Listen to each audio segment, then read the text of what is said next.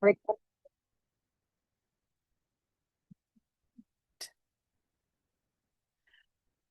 All right, good afternoon, everybody. My name is Lois, and I am an Indianapolis based librarian, and it is my pleasure to be speaking with you today about Noodle Tools. And so, today, as I mentioned in the chat, I am going to be recording this entire video, or this session. And so later, when we wrap things up, I'll give you an opportunity to ask me questions in the chat and to currently you are all muted, but if you want to, I think you can unmute yourselves, but send me a message in the chat. I am doing this solo, so I won't be able to toggle between the chat and the presentation, but I will definitely check when we're finished, and then I can go over something, or we can address it. So welcome to this session. I'm going to go ahead and make this a little smaller and admit people as they come in. And welcome to a Noodle Tools presentation statewide. And so I am going to start at my Ivy for those of you who are looking at this for the first time, and maybe you've been asked to use Noodle Tools, or that's a requirement for your class, and you're still like, I don't even know where to start.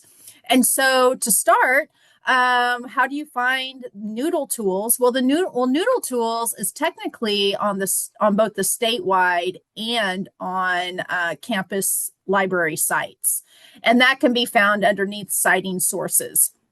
And so if you are trying to find your library, you can access it through My Ivy. So up in the top left-hand corner where it says search, if you type in library, you're going to have two options. One that says nothing beside it, and then one that says statewide. If you click the one that says library with nothing beside it, it will take you to your campus site. If you do library with statewide, then it's going to take you to the statewide site. And so the differences are that the Indianapolis or your campus site is customized for you. And the statewide site, it has more general information, meaning they're not going to tell you when they're open, because they're online, they're open 24 hours. And so whether you're at the campus site that's closest to you, say Warsaw, South Bend, Evansville, or you're on the statewide site, you can find Noodle Tools in both places. This is the Indianapolis site, and we have it under citing sources. I can access it right here. If I'm at the statewide site and I go underneath citing sources, I can access it right here.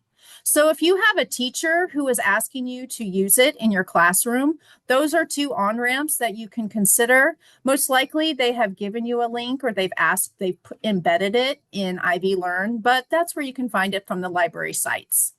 Now today, since we are working with a statewide audience, I am not going to be talking about the Indianapolis site or any campus site. In fact, we're going to concentrate on statewide. And even though I'm from Indianapolis, I'm speaking to you as a statewide librarian. And so when you're on the statewide site and you access Noodle Tools, you will have to set up your account before you can use the software. But once you get into the software, it's going to look a little bit like this. Most likely, unless you've used this for other classes, you will have a blank page here. Now, what is Noodle Tools? I mean, it is this might be the first time you have ever used it, or the first time you've ever been asked to use some type of software to help you organize your sources or to create citations.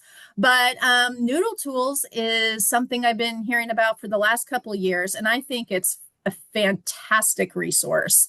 And technically, it's an online subscription-based research management platform, and this is provided for you for free at Ivy Tech.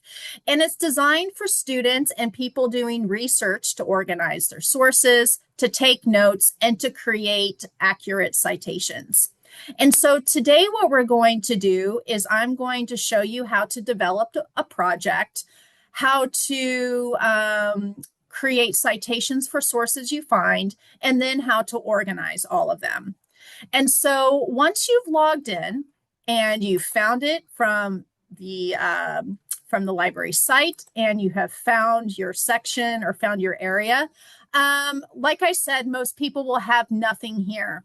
But before we talk about adding something brand new, I actually want to talk to you about how you would add to an existing project. Now, every single one of these are existing projects. I've done projects over road rage. I've done it over drugs and athletes. And today we're going to be using the model of social media and mental health. Now, one of the nice features about NoodleTools is that it is something that you can go back to over and over and over again while you're developing your ideas. And so sometimes you have to do something, a project or technology, and it's timed, or you have a deadline, or once you do it, it's more permanent.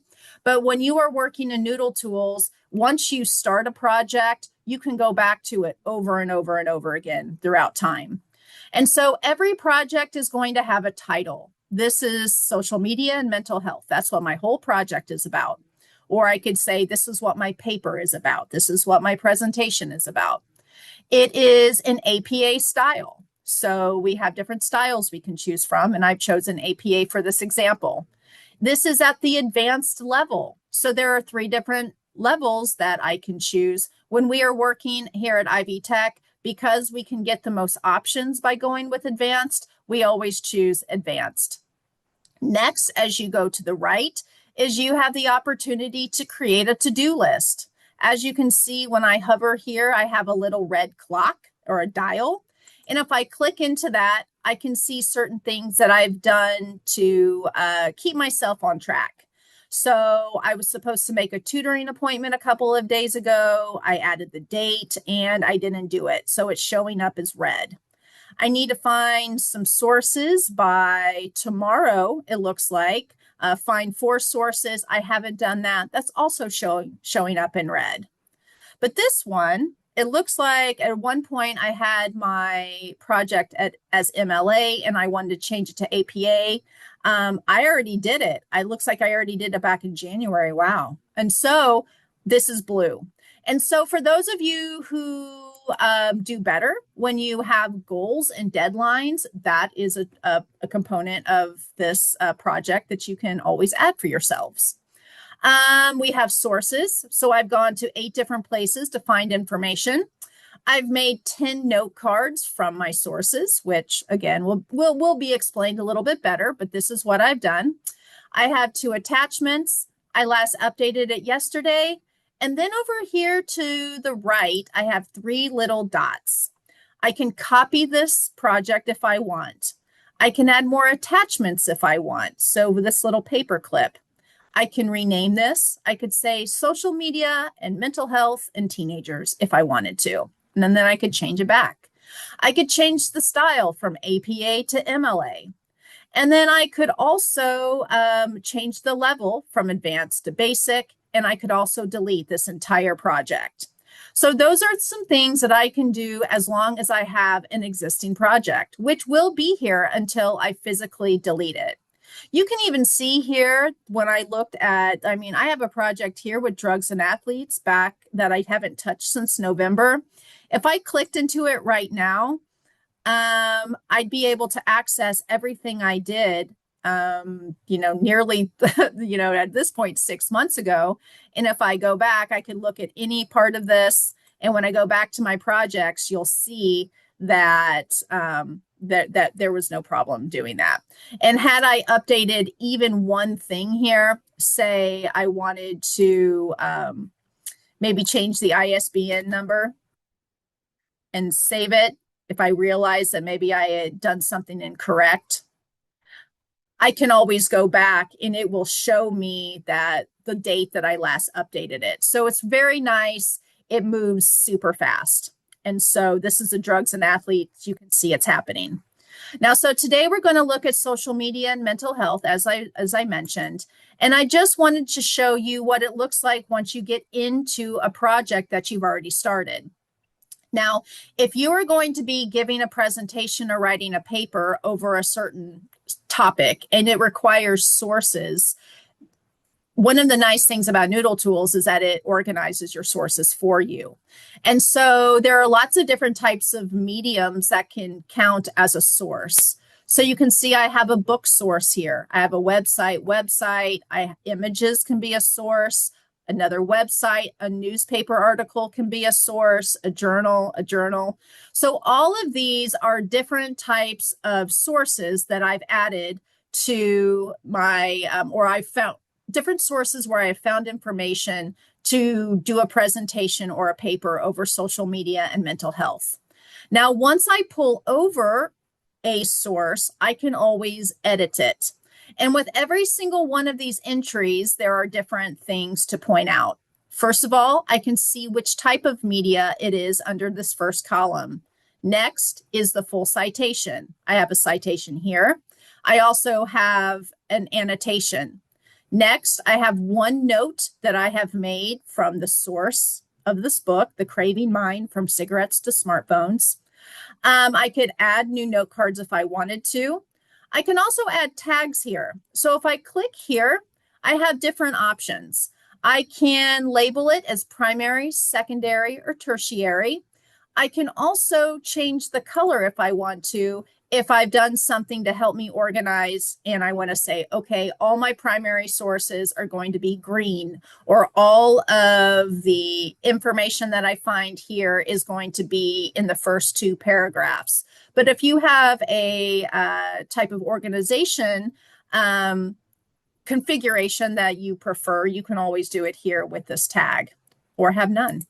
And then finally, we also have these three buttons. You can edit, you can copy it, you can add an attachment, you can delete it, or you can get some information about in-text citation.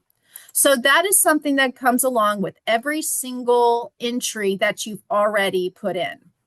So say we wanted to do more with this. Like I said, everything is editable until you completely delete the source or the project. And so as I go down, sometimes you realize that you might have misspelled a name, or maybe sometimes you realize that there were actually more than two or one authors that you have. That might be something that needs to be updated. You might want to add to the annotation. If anybody has done an annotated bib, or bibliography for any of your classes, a lot of times it's going to consist of three different parts. It's going to have your citation, it's going to have a summary, and then it's also going to have an element of when you are scrutinizing it and you are determining whether or not the source is a right fit for your presentation. And so an annotation is something that you could always add here. And so if I'm saying that it provides groundbreaking answers, this has many infographics about the topic, the date this was published was 2025, so the information to date. Okay, so I could even say something like that. Anything I add here at any point, you can see it's going to be instantaneous. So I added the line, the date this was published was 2025, so the information is up to date. So I can always add that. So that's something really good to know, that once you do something, you can always modify it, change it, delete it, and so forth, and you can just save it. Now, something that you might want to do is that you might choose to, let's make sure. I'm going to actually look at this real quick. Good afternoon. Oh, okay. And so thank you, Warsaw, for being here today and having your watch party. So I'm going to go ahead and hide this again. Okay. So once you have your project done, you see that you can always edit any source that you've already added, but you can also add a new source, and that makes perfect sense. So if you want to add a new source, first of all, you need to find your source.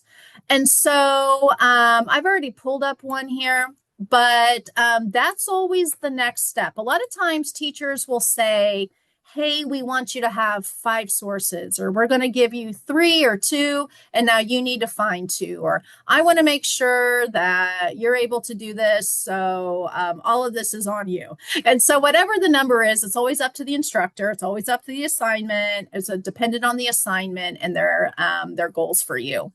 And so if you need to add a source, you first need to find the source. Are you looking at a database on the library site? Are you in Google? Have you been Googling and then you found it?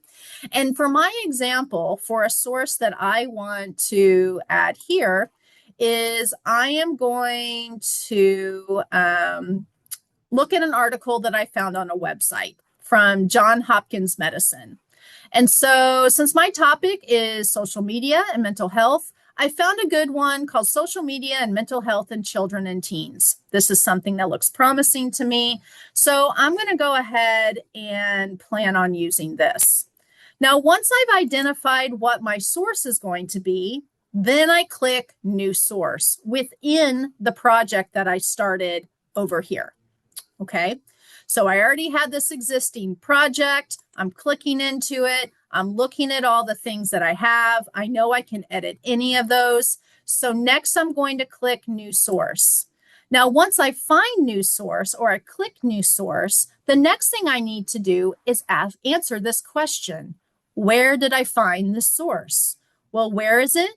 Well, in this case, I found it in a website or on a website. These also exist within databases, which we'll talk about later. A lot of those are found on your library website, but databases are ultimately a collection of information online and so are digitized. And so this database is a place you might find some information or sources. A website is where many sources live. You could have things that are printed or a book or a flyer. This is something you might have heard or heard live. You might have seen a Netflix show. You might have heard a TED Talk. You might have attended a workshop in real life. And so that could be cited. You might have an ebook, an app, or there might be others. So once you've figured out or determined where you found your source, you click it. So I found my source on this website. This is a website from Johns Hopkins Medicine. And so I go down to website, what type of source is it? I have all these different options, blogs, emails, web forums, newspapers, Bible, book, conference. We could see advertisements, photos, court cases, different types of laws. For this case, this is actually a web page on a website. So I'm going to go ahead and click this. But that's what I have to do. I find my source. I determine where it is, and then I determine what it is. This is a web page. And so when I click web page, what happens is that I am given a template. And a template is essentially a framework where I am going to plug in information or type in different types of information so I can then, that the computer or the software can generate a citation. So this will require me going back and forth between my source and my template.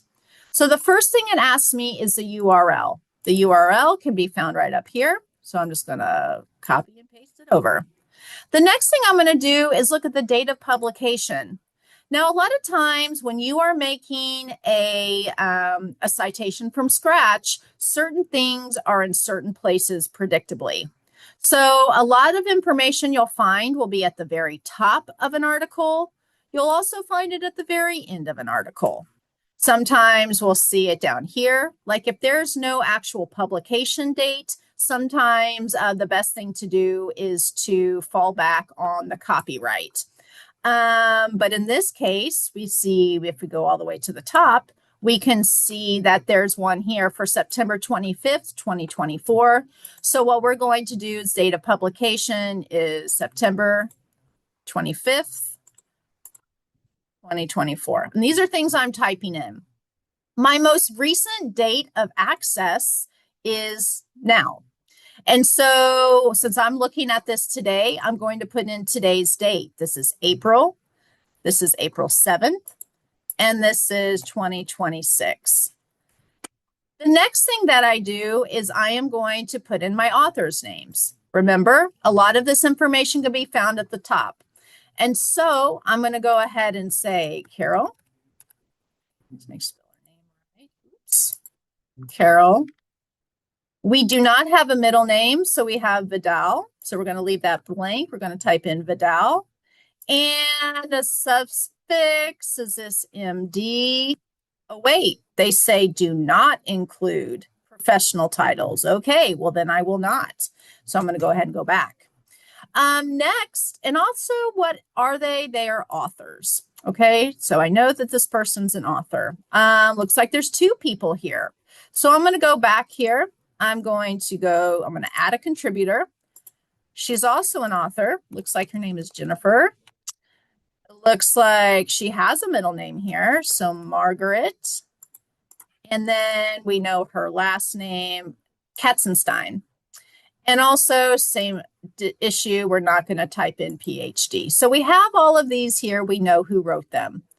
Next, what we're going to do is we are going to name the article, okay? And so the web page or the document article title is right here. Social media and mental health in children and teens. I've copied it. Now I'm going to paste it. Now look what happened. As soon as I did this, it starts to give me more tips. It says the first letter of the words listed here should not be capitalized unless they are proper nouns or acronyms. So they're telling me what to uncapitalize. And this is based off of the fact that I chose APA for my citation style. So capital S seems to be fine, but I'm going to make little m, little h, little c, and little t. All right, so that yellow box went away. We're doing okay. Next is the name of the website. So websites a lot of times will have something up in the top-hand corner. Sometimes it's part of the URL. We'll go ahead and call this John Hopkins Medicine. And then if we want annotations, save this citation to add an annotation. So I'm going to save it. And then I'm going to add an annotation. Let's see, expert analysis from John Hopkins Children's Center. No effects. Social media on the mental health of children. Okay, so this is something just so I can remember this later, what type of source this is, because I have so many. When I click save and I go back and we scroll down, check it out. It's right here. So now we have, we started off with these different sources that were already part of our project. But as soon as I added this new source, it landed right here. You can see it here. This is my citation. This is also the annotation that I started, and it's something that I can go back to. Now, one of the things here that I also want to point out while we're here is that once you have a couple of citations, it will be advantageous for you to take advantage of this little button here. This one that allows you to save your or organize your sources in the references page format, or as works cited if you were doing MLA. You can also use it for annotations. And so say that I wanted to look at all of these or see it organized like it would for my final paper that contains all my citations. If I click here to this export and print, and then I click print export to Google Docs, and I click here, they'll ask me if I want to export everything that I've added here. And I'll go ahead and just say, yes, I want all the sources, but I don't need all this information. I'll go ahead and click submit. And what it does is it beautifully organizes all the sources that I have on this page but into something that I can turn in later when I've developed my whole paper, because everybody who gets any information from another place is going to have to cite it somewhere. And so if we're looking at this, I can have my Brewer, my Edwards, my Gecker, all of these different sources. And as an annotated bib, I have my citation. And had I filled out that annotation piece fully to my teacher's expectations, I could have pulled it over. And this is essentially an annotated bib. And so you can see that it's been formatted the way that you're supposed to when you turn in a works cited page or a references page. It also carried over every single source that I had. Later, when you turn this version in, this exact same version for your final paper, or you're showing where your sources are without the annotations, you can always get in here and you can delete these annotations, and then you would just have your sources left, and this would be perfectly appropriate to use for your works cited page. So that is something to keep in mind. A lot of people really like this because it saves so much time, and formatting it can be so tricky and annoying. And so these are just some things to keep in mind. And so once you're on this page, something else to add that you can always, that is very helpful when you are organizing your thoughts about a presentation, is that at any stage, you can click into this and you can add, you can add notes. And so notes about your sources are the next step once you've identified your sources. So if I wanted to make a note, say, and add it to this one that I just made, or I wanted to add to any of them actually, what I would do is I would go to New, and it would open up a brand new sheet of paper, meaning there's a lot of blank here. And this note card is something where I'm like, okay, I know I want to hit these different topics while I'm writing my paper or giving this presentation. So maybe this note card is going to be about types of social media impact. And I say that because I found something in my article that looks at different types of social media or analyzes the usefulness of it, which I feel like is a pretty decent balance. A lot of times teachers will want students to show a pro and a con, or they'll at least want them to address other ideas about the topic.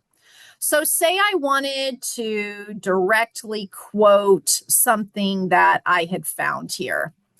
I know I found something earlier. Okay.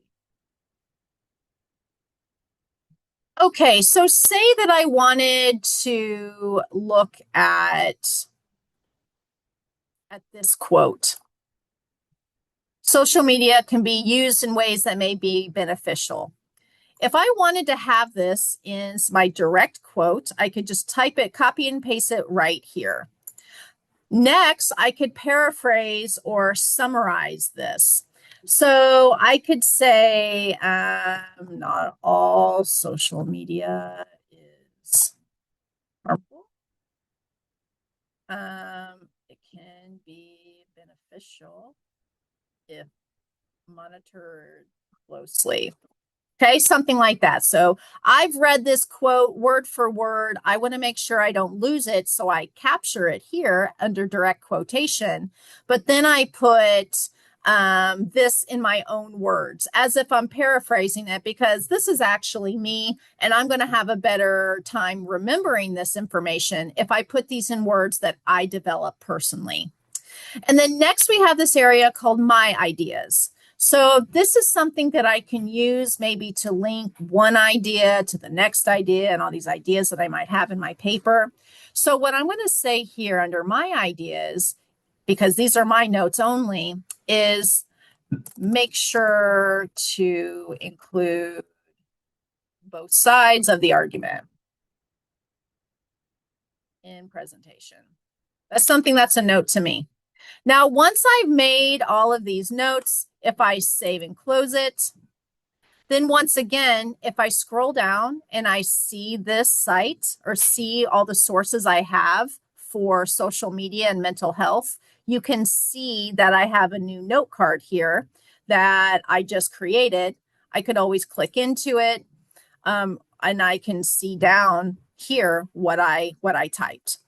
So there's all kinds of ways to get into a presentation that you've already created. You can edit sources you've already made. You can add sources as you find them. And then from all the sources that you add to your presentation, if you fill out those templates appropriately, then you're setting yourself up for a references sheet, a works cited page, or an annotated bib, so you can use it for other assignments.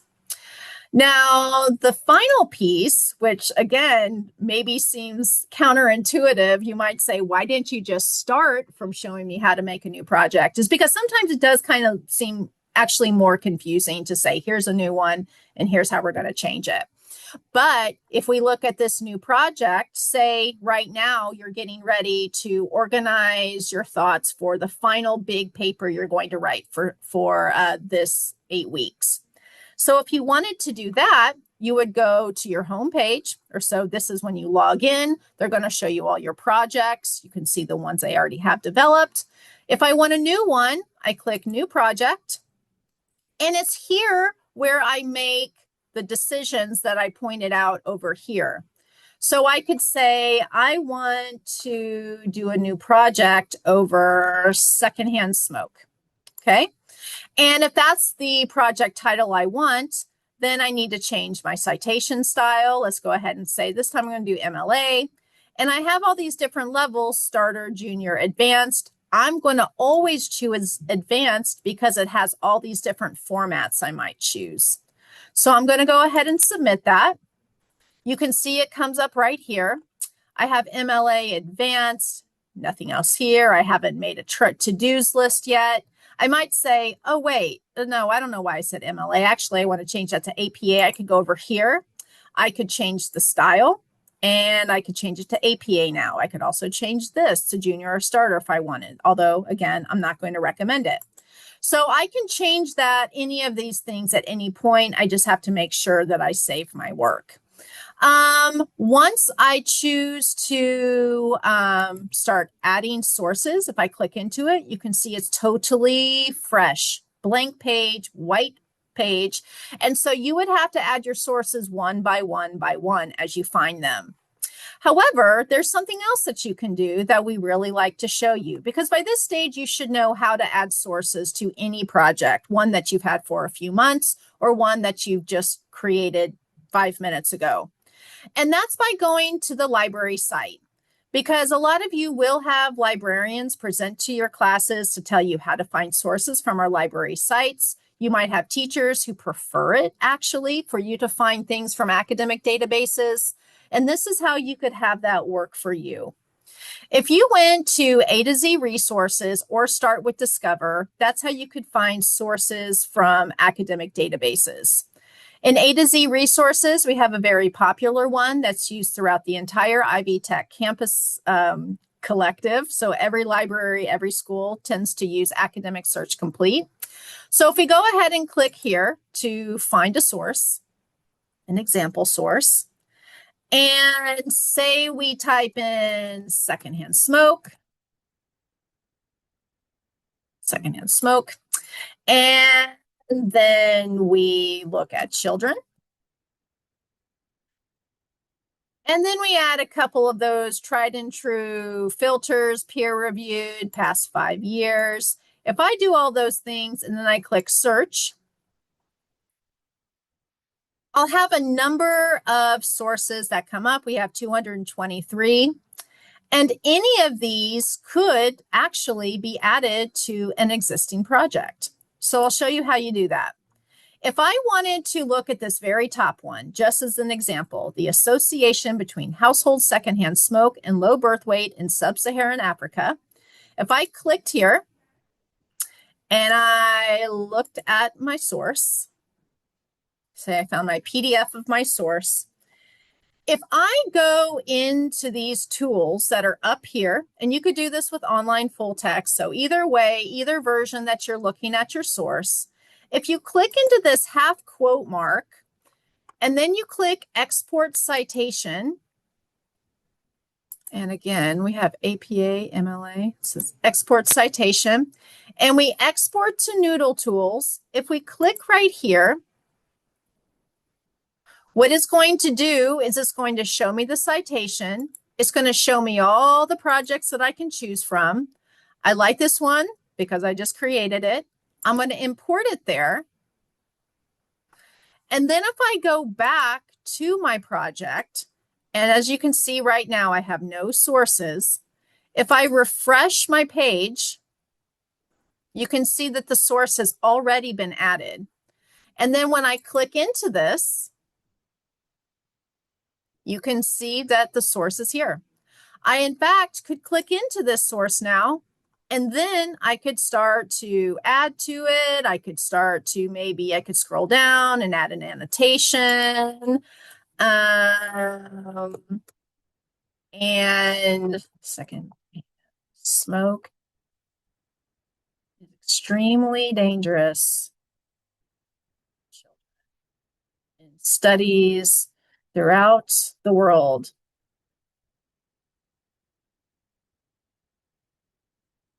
If that's something that I then save, again, I could go back. You could see it's there. You can also see that it's right here.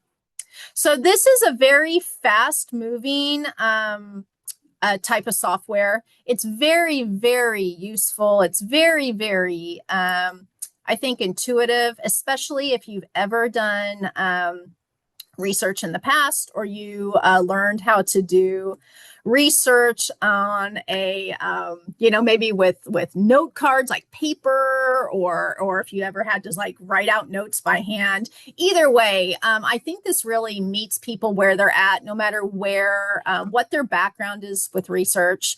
And I hope that it all makes sense to you. I know it's all going to be very individualized, but if you go through those steps and you kind of see how to start a project, how to revise a project, you'll see that it really is, it's one of the less clunky pieces of technology that I've used throughout the years.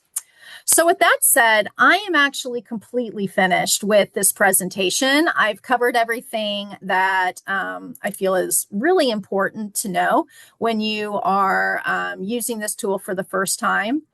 And oh, it looks like epic time saver. Thank you to somebody. Yeah, that's true. It really is. And I know when it's probably you were first presented it, you might have been like, oh my gosh, what? Something new? That's another thing I have to use. But honestly, if you make your peace with it, it really is, you can really help you move through a lot of necessary components of research, or when you are developing research for a big presentation, slideshow, a paper, whatever your need is. So we have just a few more minutes. If anyone wants to add to the chat, I'm looking at it right now. I'm sharing my screen with you. Feel free to add to it. Otherwise, we're going to wrap this up, and I'll be sending you a recording in a few hours. So is there anything that still needs to be covered? You're also welcome to unmute yourselves. Or maybe I need to unmute you. You might need to tell me.